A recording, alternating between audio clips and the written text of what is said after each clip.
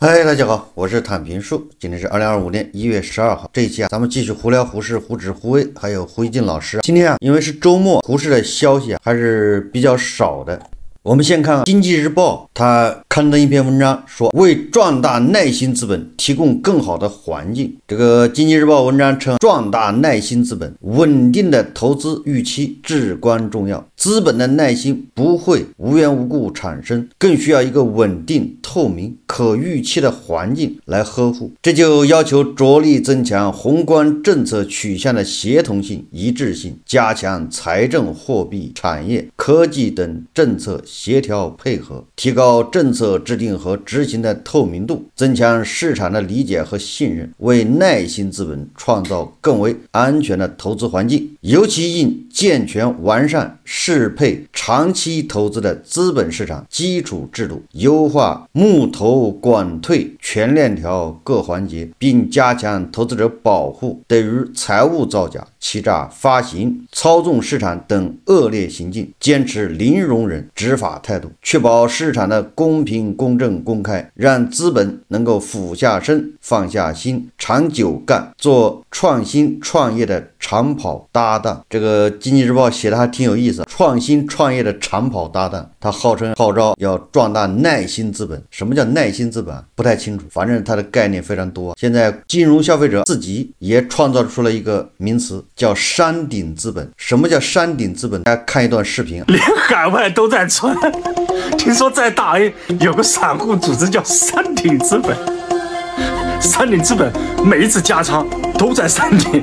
有人给山顶资本总结概括了一首打油诗：当你接近回本时，反弹戛然而止；当你获利出局时，黑马横空出世；当你自鸣得意时，暴跌如期而至；当你身无分文时，好股遍地都是。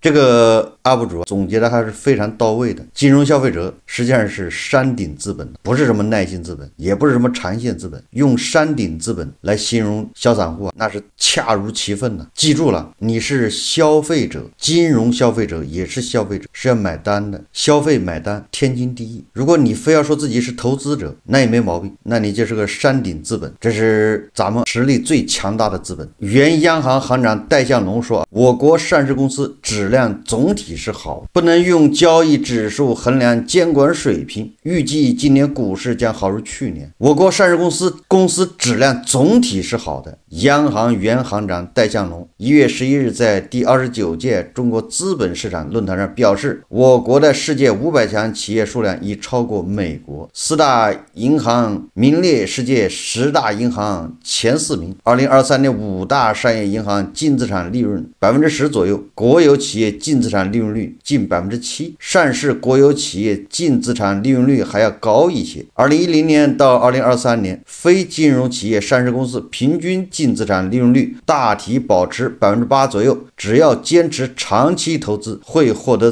比存款利率更高的稳定收益。什么叫王婆卖瓜，自卖自夸？这个就是典型的叫自卖自夸。500强企业数量超过美国，我记得恒大曾经也是500强呢。500强暴雷的有多少个了？你这个500强强在什么地方？强在泡泡上面，泡沫一戳就破。可以叫500大，不叫500强，大而不强。恒大你说大不大？名字都大。融创大不大？碧桂园大不大？大而不强。4大商业银行名列世界10大银行前列，你这个是拖韭菜基数大，对吧？工行成为宇宙行，对吧？你是垄断，2你是人多啊，你有的一个城市，你的人口就顶人一个国家的人口。戴相龙还表示，我国已建立比较规范的资本市场，证券监管水平不断提高，增设了科创板，上市注册制正在推进，市场透明度不断提升，严格监管的态势不断加强，股票市值和债券规模已上升到全球第2位。有效的监管有利于证券市场稳定发展，但是证券交易指数是由多种因素形成的，不能用证券交易指数衡量监管水平。行，这个尺子不行，换把尺子量，咱们就优秀了，不就这意思吗？这问题在尺子上面，你换把尺子，咱们就很好。我国资本市场发展前景很好，这就是中国资本市场发展的大势。我们应坚持长期投资、价值投资和责任投资的投资文化，积极参与资本市场发展。戴相龙预计今年股市将好于去年。你看，这都是算命先生，他怎么就知道今年股市比去年好呢？今年的股市比去年好是怎么衡量？拿什么来衡量？是说这些金融消费者赚到钱了呢，还是解套了呢？还是拿什么衡量？还是说点位高了？还是说做假账的少了，欺诈善事的少了？这什么叫好？今年股市好于去年，对散户来说，他解套了，他赚了点钱，那叫好。当然了，对散户、对金融消费者来说，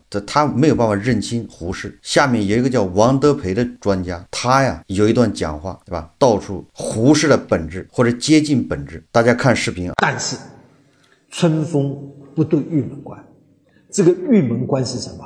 就是中国的股市。中国在其他领域，在基金领域它布置会很大，但是股市过不去，至少在可预见的10几年之内过不去。要达到结构性和制度性的股市阶段相当艰难。为什么？中国市场经济的码头是什么码头？是计划经济的码头。30年前，中国股市这条豪华游轮要起航了，突然喇叭里有一个声音，现在让 VIP 先上船。好了 ，VIP 上船，这个 VIP 都是国有企业呀。那股市里面说信息披露、财务报表都应该公平公正的，公正吧？央企有国资委罩住它，地方企业有地方国资委罩住它。这次中国联通要混改，要参与5G，要圈钱1000亿，违规定是20%的圈钱，他圈40%，规定是10家，他圈了14家，马上香港人家就反映了你违规，好，停牌5天，5天以后再跟你交代，5天以后是证监会出面的。证监会说，我们经过了深刻的学习，理解了党中央关于国有企业混改的伟大意义。我今天讲的都是报纸上公开的，那个刘思雨他公开讲的。第二个，我们知道了这件事情是中央领导亲自在安排。第3条，所以我们对中国联通的混改方案另类处理，全面通过。各种规则还要讲吗？吴敬琏为什么说中国的股市连赌场都不如？我们吃进去每天要拉出来，我们中国那么多的企业进去不拉出来 ，SST 它都不出场。那么美国这10年超级大牛市，它出的很多，是要素的优化配置啊。关键是去年上半年还撂了一句话，所以中国的股市要为落后地区服务。来想，1级分配、2级分配它是不一样的。1级分配我们按安劳分配，2级分配你按财政转移支付。落后地区应该你中央财政转移支付，你怎么能让落后地区代表落后地区的东西到上市来？你代表先进生产力吧？它不代表的。所以我说现在的行情，现在这一轮是行情加政策，因为低了不能再低，因为国家要出政策来推动这轮行情，所以它是有反弹的，反弹1-2千点，那么到4000点左右，各位要注意了。4000点左右，当初犯了个错误，所以叫救市。股市哪能好救了？根本没人救了，没人出钱。27家券商打秋风，拿出几十亿，然后让央企全部坐在那里。央企说我没钱，银行贷款贷给他，锁定半年。半年到了呀，半年到了嘛，银行说你还钱了，妈妈叫你回去吃饭了，你把钱交出来。那么国有企业讲，我可以按现在的价位，我去套出来给你。但是涉及到国有资产流失，你怎么办？银行嘴巴里就并类，还有其他机构也在救市的，所以现在就不断的会出概念，如果要走人，先让他们走。现在还在里面有一个公司，他们在操弄什么怎么萧峰填谷。既然是政策市，谁知道政策？他们率先知道政策，好处有吧？弄股民有好处吧？所以我在这里讲，中国市场经济是要有代价的。中国市场经济谁为代价？广大股民，1-2亿个股民，你们愿意为共和国做贡献？哪能？你看春风不度胡适关呢，小散户就是来做贡献的。我在3年前第一个节目里面我就说，中国的资本市场，胡适它的主要功能，它的目的就是为了解决企业融资难，要提高企业的直接融资比例。这个就刚开始解决的就是国有企业，也很多人看不懂。这个王德培讲的这话啊，恐怕应该是7、8年前，但现在他也不敢这么说了，这么说立马被封杀，对吧？这个金融消费者，你们是在为国接盘，为国家做贡献，这一点是可以肯定的。新村长去年上任的时候我就说了，他解决不了什么问题，那下面那些神仙哪个级别不比他高，他还管人家？中国联通他管得了吗？工商银行管得了吗？所以这些金融消费者他就是不死心，公开、公正、公平，胡适根本就做不到。那什么人能做得到？我说的这个，你看是市场的主体，上市公司他做不到公开、公正、公平，对参与者他一样的做不到公开、公正、公平。参与者里面分国家队、分社保基金、分机构、分这些什么私募、散户是最需要保护的，天天喊着要保护的。为什么呢？大家对象都是散户，都是来割散户的韭菜，所以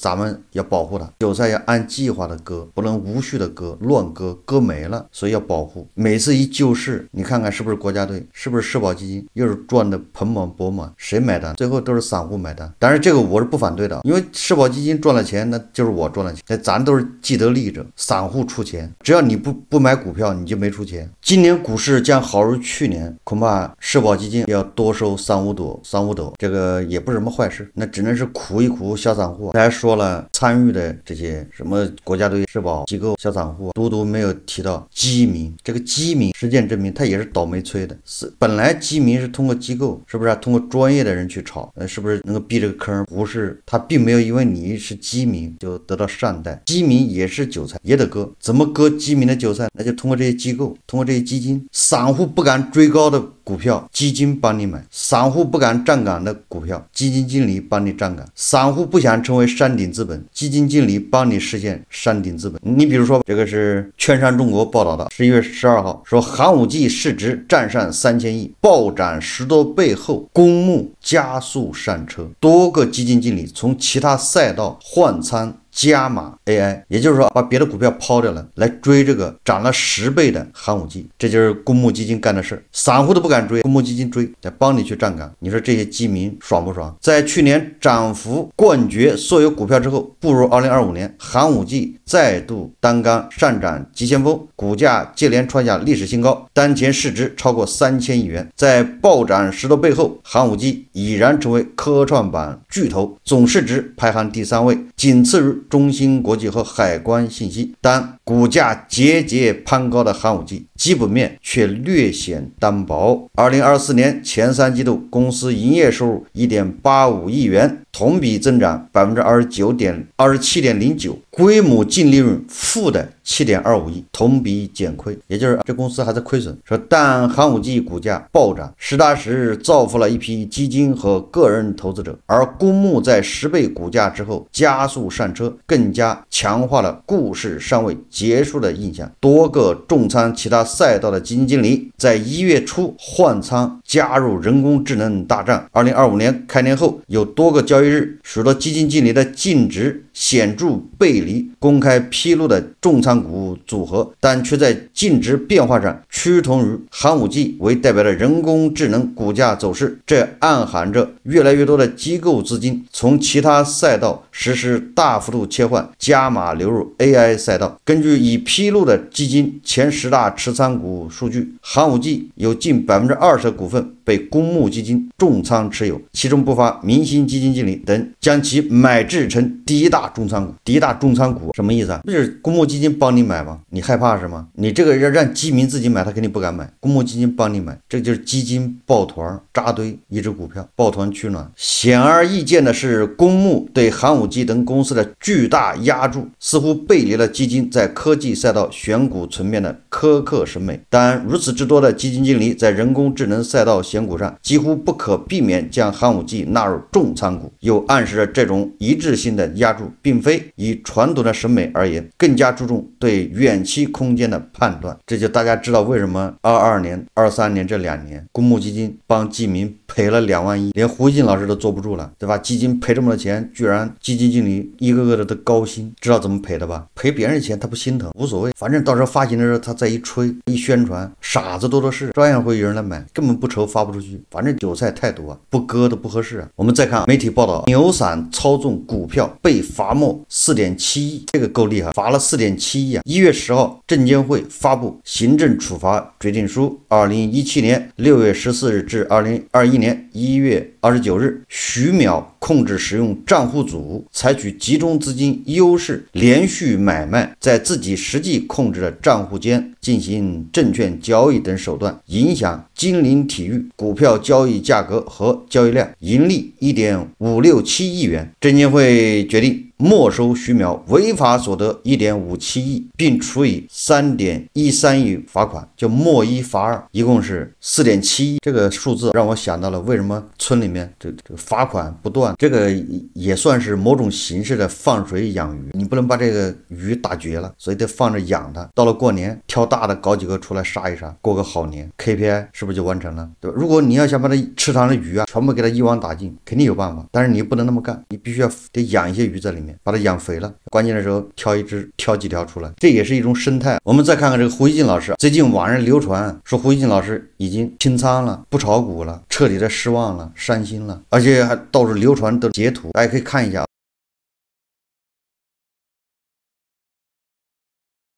这个截图上面说老胡炒股日记，这个到底是不是胡锡进本人的账号我不太清楚，我也不知道他是哪个平台的，反正这个微博上应该没这个，微博上老胡的那个账号我是关注的。但是说实话，通过这个字里行间，作为一个胡锡进研究爱好者，作为一个专门研究胡锡进老师的，我看了这个文字，我感觉不像是胡锡进老师写的。他里面这么说的，他说告别股海，投身游乐园，他说最近这股市简直就是我的伤心太平洋，每看一次账户，心就像被重锤猛击。我老胡纵横舆论场，没想到在股海里翻了无数个跟头，亏得我怀疑人生。这个显然不符合胡锡进老师的文风。在我的印象里面，胡锡进老师他自称老胡，这没错，但是他很少说我老胡，就老胡前面加个我啊，这种意义是不一样的。关于纵横舆论场，胡锡进老师不会这么说的。通常胡锡进老师标准的说法是守卫舆论边疆，他不是叫纵横舆论场，那纵横舆论场带点黑社会的性质，带点什么？人家是守卫舆论边疆，那是任务，光荣的任务。所以说很多人不理解胡锡进老师就乱编了。纵横舆论场，那这是小流氓，知道吧？这是加头老师可以这么说，因为加头老师他没有编制嘛，他是胡同串子，他可以说纵横舆论场。这胡锡进老师人家是有编制的，对不对？人家是干部，所以叫守卫舆论边疆，带着任务。所以很多人不太了解这个一字之差，谬以千里。说没想到我在股海里翻了几个跟头，亏得我怀疑人生，这个也不是胡锡进老师的说法。胡锡进老师这个标准的说法应该是，虽然股市暂时遇到了挫折，但是我依然满怀信心，相信什么政策什么春风一定会渡玉门关的，我们股民一定有喜笑颜开，对吧？眉飞色舞的那一天，一起享受祖国的强大，获得感，这个才是胡锡进老师的句式。他说不看股票的日子，我决定和小外甥女去游乐园，那简直是明智之举。一进游乐园，小外甥女就像只欢快的小兔子，拉着我到处跑。我们坐旋转木马，她笑的那叫一个灿烂，我却在心里默默对比，这起伏可比胡适温柔多了。这个描写他跟小外甥女天伦之乐，这个怎么说呢？有点像文风，因为胡锡进老师写这种日常不是特别多。玩碰碰车时，我仿佛找到了战场的感觉，左冲右突，把在股市里憋屈都发泄了出来。小外甥女在旁边兴奋的尖叫，而我就想着，要是能把这操控技术用在炒股上，那不得大赚一笔。这个好像说法不太像胡锡进老师的文风。胡锡进老师应该是他说应该叫投资。在游乐园里，我暂时告别了绿色的股灾，满眼都是小外甥女欢声笑语，这可比股票靠谱多了，以后还是多陪小外甥女，股票啥的先放一边吧。这个也不是胡锡进老师的说法，股票啥的先放一边。他配了2张图，一张图是不知道他在哪儿扒来的，还有一张图是胡锡进老师自己在微博里面贴出来过。所以这个我感觉老胡炒股日记是个伪造的，这个作者不是胡锡进本人，这个微博这个文字也不是胡锡进写的，而且他这个 IP 地址我看了一下是福建的，老胡是在北京，他小外甥女也在北京，什么时候跑到福建去坐过山车去了，而且坐的是小火车。还有一个重要一点，他通篇文字也没有说他清仓什么割肉什么止损折胳膊折腿出去了，没有，他只是说暂时不看股市了，多把时间花在小外甥女身上，没有说他要止损离场不炒了。所以他这个应该是个假的。社交媒体上很多人都在传真正的胡锡进，他在微博上发了一个聊电诈。胡锡进老师说，电诈集团能够获得犯罪用的最基本工具手机号码，而中国3大运营商都采取实名制，那些 SIM 卡是如何流到国外的，又是如何通过注册验证最终进入国内通信网络的，这是公众目前一大困惑。老胡个人认为，你看他说老胡，他不可能说我老胡个人认为，这是说话的习惯是很难改的。中移动等有必要做一个公开回应。他说看到之前有报道说2023年曾有上万个 SIM 卡在云南边境打洛口岸被截获，而对面就是缅北。另外媒体还报道运营商出内鬼导致管控失灵的情况，网上目前的讨论中有一些虚拟电话号码说法，他们究竟是怎么回事？为什么老百姓全都实名制了，但是电诈集团却能够规模性虚拟隐身，背后的原因究竟有哪些？中国是手机使用者最多的国家，互联网应用十分发达，管理好这个庞大体系肯定挺不容易的。老胡注意到电话卡在中国的走私是双向的，既有中国电话卡往外走私，也有外国电话卡往中国国内走私的情况。相信3大运营商都为坐实实名制做出了努力，但是那些努力离充分有效还有多大距离？为从源头卡死电诈集团的号码来源，今后还需要采取什么措施？除了电信运营商自身，需要警方和公众给予什么配合？大家需要有更全面的了解。这个胡锡进老师前面说的还在理，他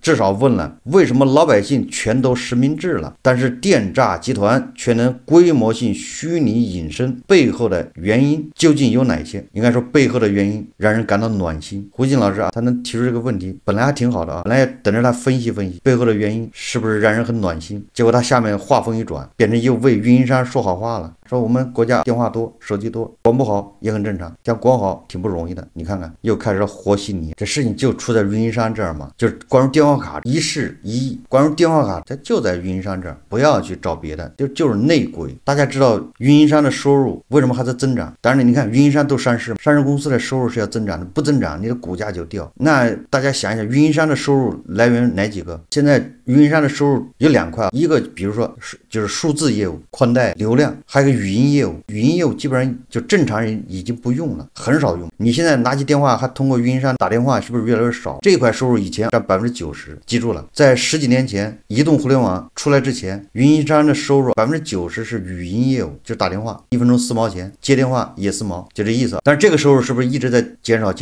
现在已经你还打电话吗？你都不打电话了，90%的收入它已经没了。然后这边的数据业务在发展，主要靠流量，1个 G 多少钱？就是靠什么宽带。为了挽救语音业务，运营商才开始搞这些阴谋诡计，搞这些业务。他需要别人打电话，为什么那么多推广电话、诈骗电话就是进不了？因为你打了电话，推广电话、诈骗电话，运营商他才有收入。为什么你手机会收到这种短信、各种诈骗短信、各种广告短信？因为发一条短信，运营商能赚1毛钱，或者是2分钱、3分钱。你不要小看了3分钱，他可以发的很多，一年发几百亿条，上1000亿条，那是多少钱？各省运营商他都有 KPI， 对吧？语音业务要收入要创收多少，数据业务要创收多少，就是这种短信要创收多少，达到一个什么 KPI， 他为了完成这些任务他就胡来。这就是为什么这个诈骗电话、广告电话，他们广告轰炸，你天天拿起手机接的电话基本上不是诈骗电话就是广告电话。为什么屡禁不止？你现在已经接不到别人给你，就是亲戚或者朋友或者同学正经人给你打电话了，因为大家都在用微信。所以问题在哪儿？这不是秃子头上虱子明摆着的吗？我在以前节目一直说他是愿意管还是不愿意管的事情，是真想彻底给他杜绝，还是里面有什么猫腻，有什么利益？胡锦老师揣着明白装糊涂啊，又开始和稀泥。口罩期间能够通过你的手机很精准的知道你去了什么地方，你红码还是绿码，这都是谁干的？那怎么诈骗分子他标注不了呢？那诈骗电话他没办法标注呢？非不能也，是不想。好，这期节目我们就聊到这里，感谢大家收看。如果喜欢我的节目，欢迎订阅转发，也可以在下方留言评论，谢谢大家。